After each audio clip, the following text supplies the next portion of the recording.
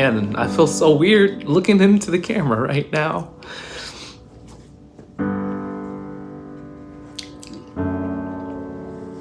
And I'm just gonna talk, and it's just gonna be raw and real.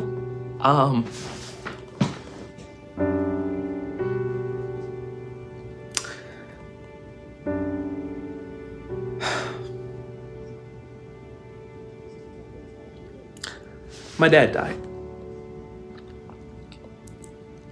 And he didn't just die. It's been a little over about 1.5 years now. And I've been grieving ever since.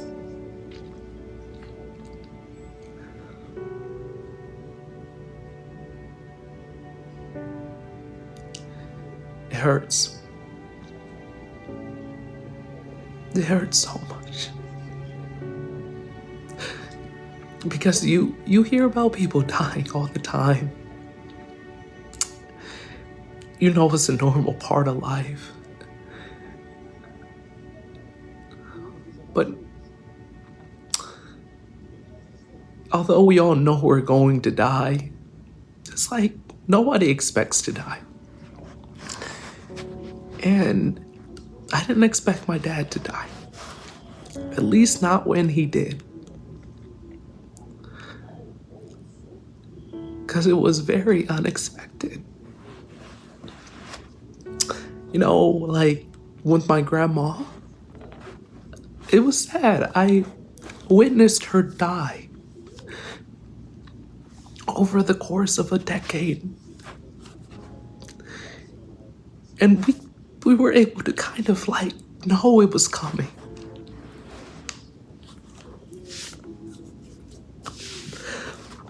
But that wasn't the case with my dad. It just happened. And that night still haunts me. There's a point of this video. I promise I'm gonna get there. And I feel this urge just to stop recording, but no. This is just the reality of it. So,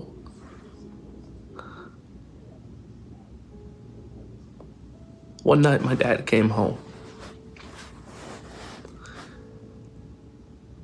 And it was just a normal night. And he had some chicken with him. We had a new puppy in the house.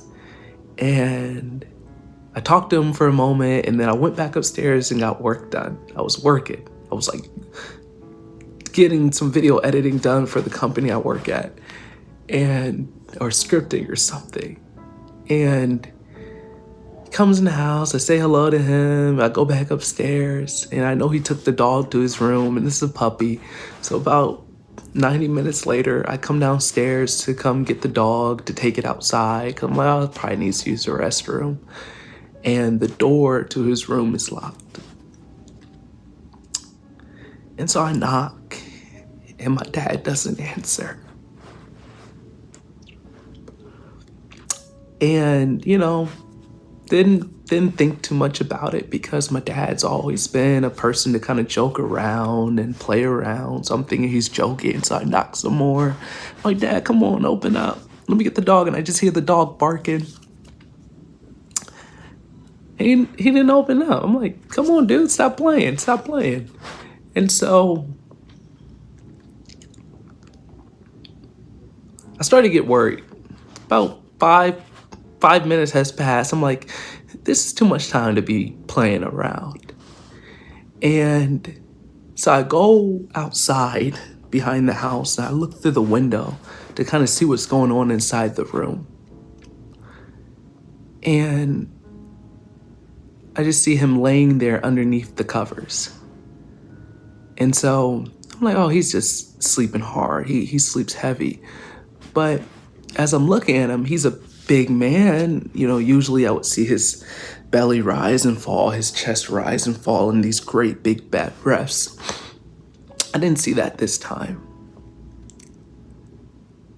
So I'm like, Is he breathing? I can't really tell. So I go back inside the house with my brother, and in the, above the door is like this glass window. And so I grab a chair so I could see him that way to get a better look.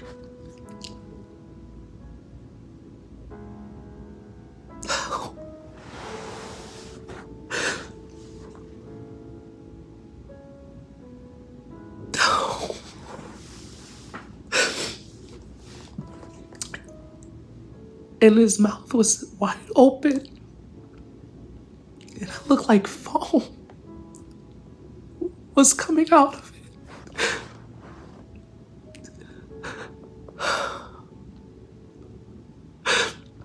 So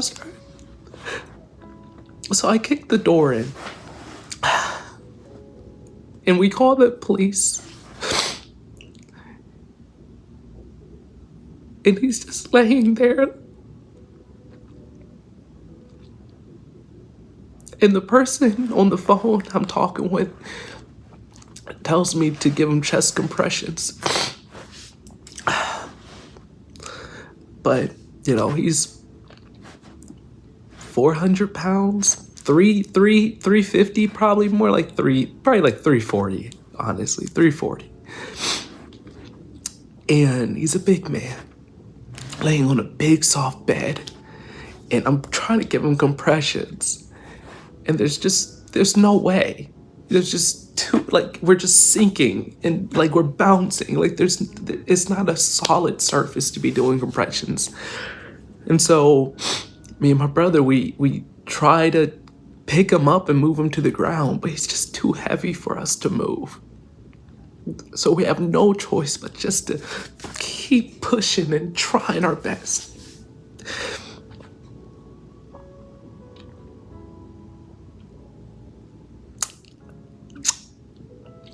And it didn't work.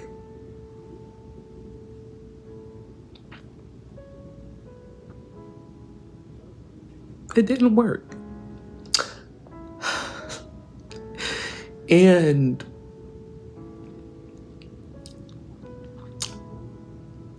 for the last year and a half, we played that moment in my head. And I thought through all the things that could have went differently.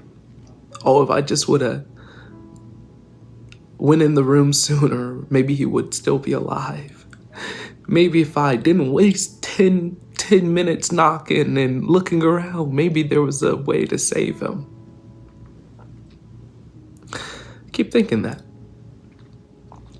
I keep even thinking more extreme things, and I'm not stupid. I know these are, irrational thoughts, and there's no way to know. But I think about what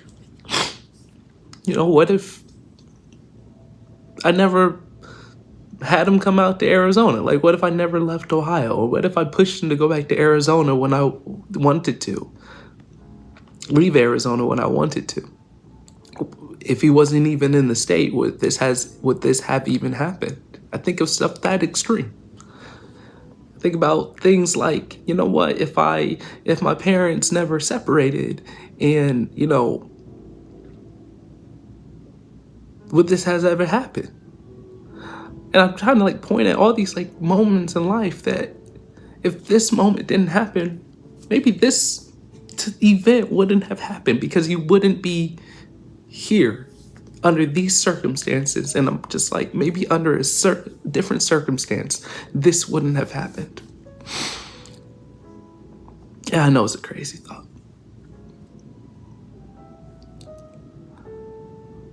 But that's the story. At least that's the story that I'm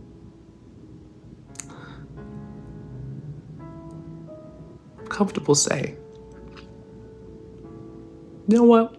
Why are we skipping things? Let's talk. I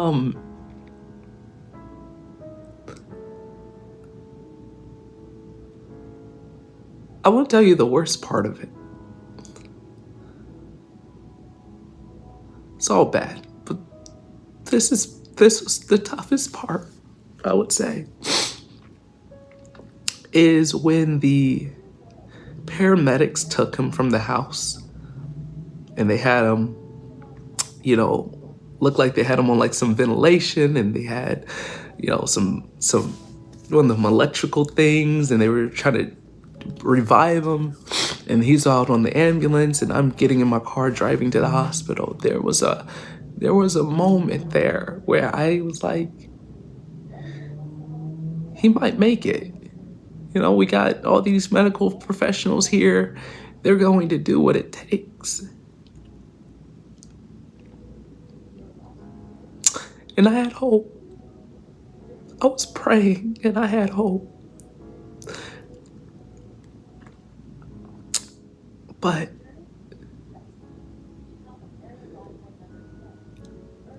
as I was driving to the hospital, I get on the phone with my mom, who's there. And when she answers the phone, she is crying like I've never heard her cry before. And that was the moment I knew nothing that they did worked. And I cannot get that cry out of my mind.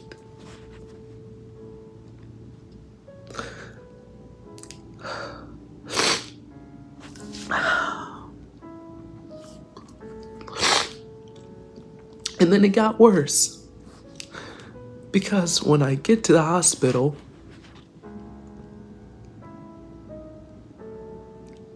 he's in this room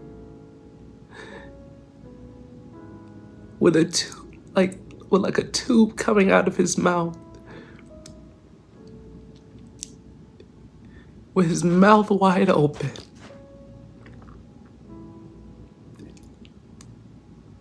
Lifeless. And seeing him like that was honestly traumatizing. Because that is another image that just feels etched into my brain.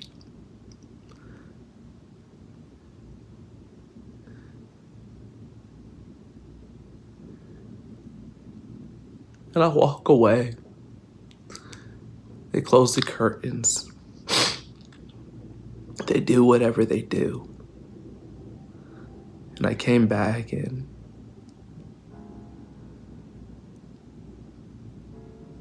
he was just laying there. His eyes closed now. His mouth just kind of open. And it was just me and him. And I know this is gonna sound so weird. So weird.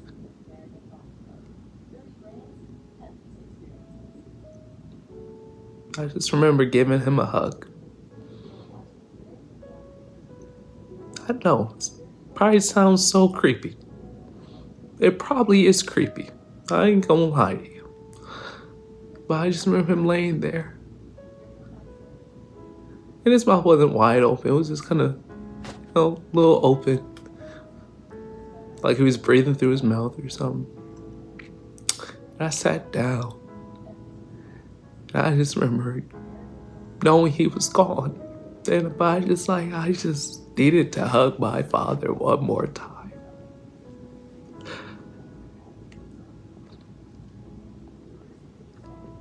And I held on to that moment as long as I could, because I knew that was the last time we would ever touch again.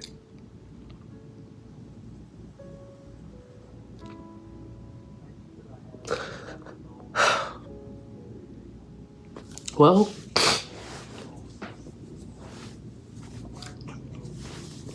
so that happened. So why make this video? Well, this video is really just one to for me to look back and reflect and think on this time in my life. But this is just a message that, one, for anybody out there, go give your parents a hug. Tell them you love them. Stop being hard-headed. Stop giving them a hard time. Just love them. Because you never truly recognize the greatness of a moment until it becomes a memory. And right now, my dad is just a memory. And I really wish I would have appreciated the moments with him a lot more. And for those of you who are young, don't sit there and just assume that, oh, it's okay. I got 30, 40, 50 more years with my parents. They're not even close to 80. My dad was in his early 50s. One moment we were hanging out. The next moment he's gone. I thought death wouldn't touch us and our family. It looked like we were going to be fine. Yeah, my friend's dad might have died, but that wouldn't come to our family. It can happen to anybody. So appreciate everyone. But the other reason I made this video is because I made a commitment that I wanted to get back into making content. And I felt like I needed to be, I felt like I didn't have a good reason why I wanted to make content. You know, I'm enjoying my career. I'm enjoying the sports I'm doing. I'm kind of satisfied with how life is going. It's like, why make more content? And I didn't have nothing that really drove me until now. I feel this way where it's like, I want to dedicate this channel and everything I do from here on going forward to my father. Because he's given me everything. He sacrificed everything for me and my family. And it feels like making sure that my life amounts to something is the biggest way I can say thank you.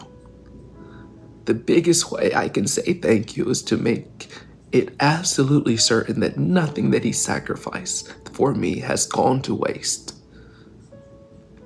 And so, you know, I've been working with creators and editing and scripting videos and making videos outside of this channel for the last couple of years, and I want to apply those skills to this channel. And what will I be talking about? Well, to be honest with you, my dad died of a heart attack. And he lived a very unhealthy life. He was very overweight. And that's something that runs in my family. And I prayed to the Most High that it doesn't visit me. These heart diseases and issues. But in my mind, it's like, my vision for life is that I want to reach my maximum potential in every area of my life, in my health, in my wealth, in my relationships, in my intelligence, and so on. And I have an idea of bringing that to this channel in a very interesting way. And it's going to take some time to get it polished like I want it, but I want to talk through these ideas, or, you know, explore these ideas of wealth, like living life at your peak, mentally, physically, financially, relationally, like, and so on. What would peak life look like if we could just explore that and be challenging myself to reach those peaks? Because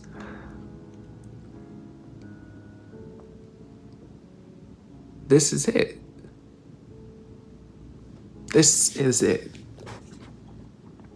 Like I believe in Christ and I believe that there's more to come, don't get me wrong, but like this life, this allotment of time, this that we have here on this earth in this realm, this is it. And I want to maximize every moment because we don't know when it will go. And also, I want to really emphasize health on this channel because there are things earlier when I talked about how there were things in my life that, I think back on, could have stopped this heart attack from happening. There are lifestyles. There are things that we can do in our health, changes we can make that can stop things like that from happening. And things my father knew about but didn't do, or things he didn't know about. And I look at this channel as a thing I want to do because I can explore these topics around health also in a way that I truly believe will save lives, save more parents from leaving their children too soon, save children from leaving their parents too soon. And so this is video 1. This is take 1. It is messy. It is scrappy. And it's filmed on my phone. But I made a promise that I would just do it.